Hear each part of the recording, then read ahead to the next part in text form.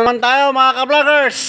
Naulan kaya hinto muna dahil baka mag-ground tayo mga ka-vloggers.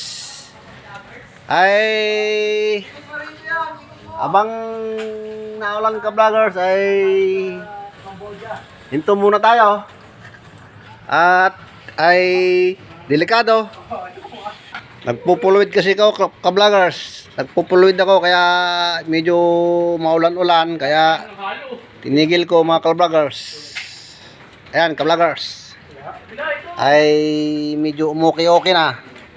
At ito naman ka-vloggers ay tuloy-tuloy pa rin siya kasi nasa silong siya. Pahinga na kami siya. Kaya tuloy lang siya. Hindi siya nagpapahinga kasi kailungan mo dyan. hindi siya tinatamaan ng ulan. Kaya Ay paring arit na lasinggero. tuloy-tuloy pa rin siya mga ka-vloggers. Shout out. Ayan ka-vloggers. Puro tapal. Tong malupit na tapal. Pati ko, lipat mo. Galing tumapal mga ka-vloggers. May iwan yung isang malikot. Kahit overhead ka-vloggers ay kayang-kaya. Alis mo muna. Ayan ka-vloggers. Silang. Makautos eh, oh. Master palit yan. Tama ka eh. Ayan ang malupit na tagapalitada dito mga ka-vloggers. Shout out sa'yo na ay.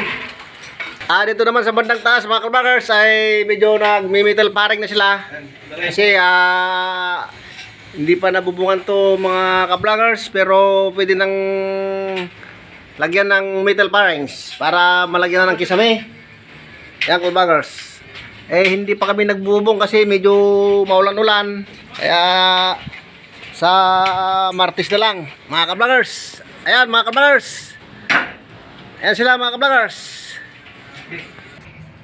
Dito naman sa pisto ka-vloggers ay medyo mahaba-haba tong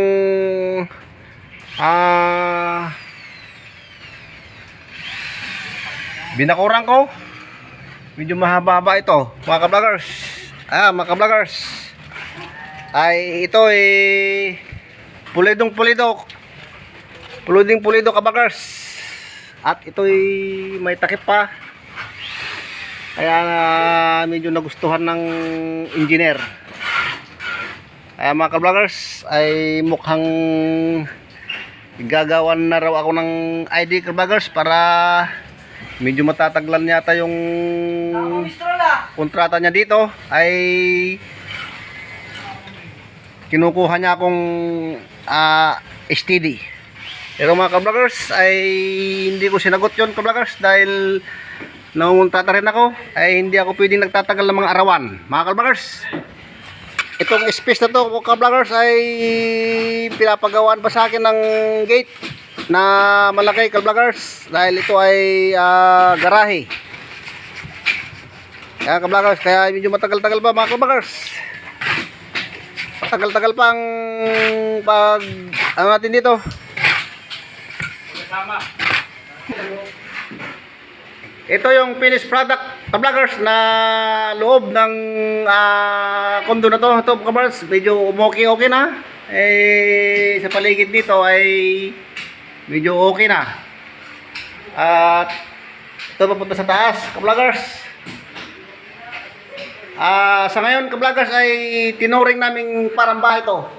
Dahil kami lang nakatira dito habang gumagawa pa.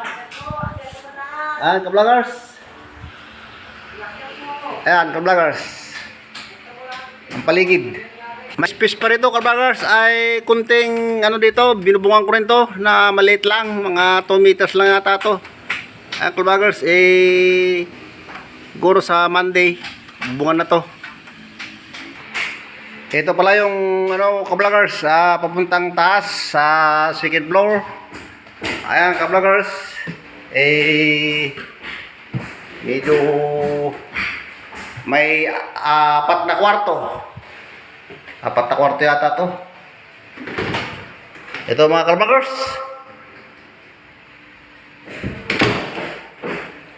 Tapos ito ka-vloggers, yung pangalawa. 4 yata, 4. Ito naman ka-vloggers ay CR. Nakalak to ka-vloggers ay hindi mabuksan. Baka may tinatago. Yan ka-vloggers.